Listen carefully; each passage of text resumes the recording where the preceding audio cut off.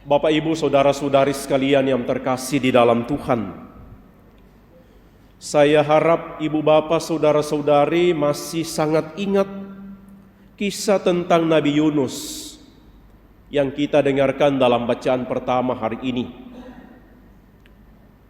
Kalau kita mengingat dan mengenal kisah Nabi Yunus, awal-awalnya dia menolak dan menghindar, bahkan melarikan diri dari panggilan Allah untuk dia diutus.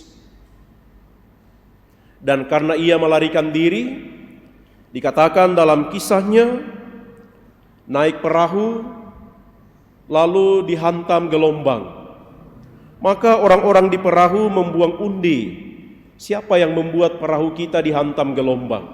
Ternyata Yunus.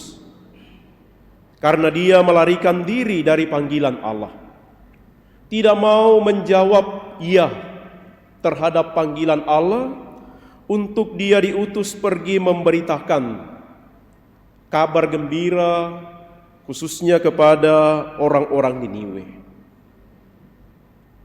Tetapi kisahnya yang kita dengarkan tadi dalam bacaan pertama hari ini sudah menjadi Yunus yang baru, Yunus yang mengalami perubahan hidup.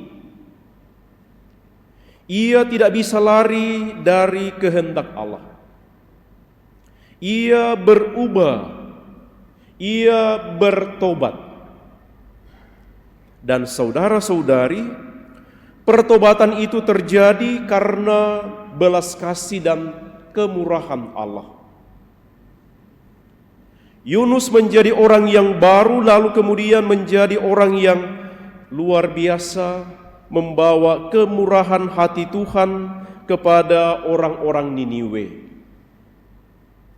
Pewartaan Nabi Yunus membuat orang-orang Niniwe, dikatakan dalam bacaan pertama hari ini, mengalami juga pertobatan. Mereka mengadakan puasa dan bertobat kembali kepada Tuhan. Ibu, Bapak, saudara-saudari sekalian, pewartaan Yesus adalah pewartaan yang menghadirkan kerajaan Allah.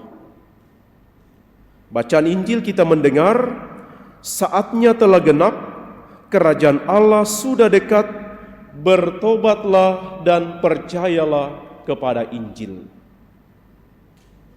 Kabar gembira yang dibawa oleh Yesus tentang kerajaan Allah membuat kita manusia perlu mengambil sikap untuk menanggapinya. Dan sikap yang diminta oleh Yesus adalah bertobatlah dan percayalah kepada Injil. Membaharui diri kita dan mulai menjadi orang-orang yang beriman. Tidak lagi seperti Yunus yang lari menjauh dari Allah, tetapi sekarang menjadi orang yang mau selalu dekat dengan Allah. Orang yang bertobat adalah orang yang memalingkan wajahnya menghadap Allah. Orang yang bertobat adalah orang yang selalu ingin mengalami dan hidup tinggal bersama dengan Allah. Yang bagian kedua dalam Injil digambarkan bahwa Yesus kemudian memanggil orang-orang yang mau dan tinggal bersama dengan Dia supaya bersama-sama menghadirkan kerajaan Allah.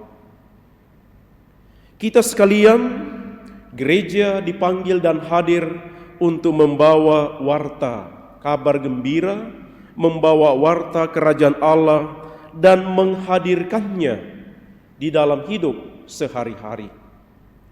Mudah-mudahan kita menjadi orang-orang yang tidak melarikan diri, tidak menghindari, bahkan tidak menolak kalau Allah memanggil kita untuk masuk di dalam kerajaannya.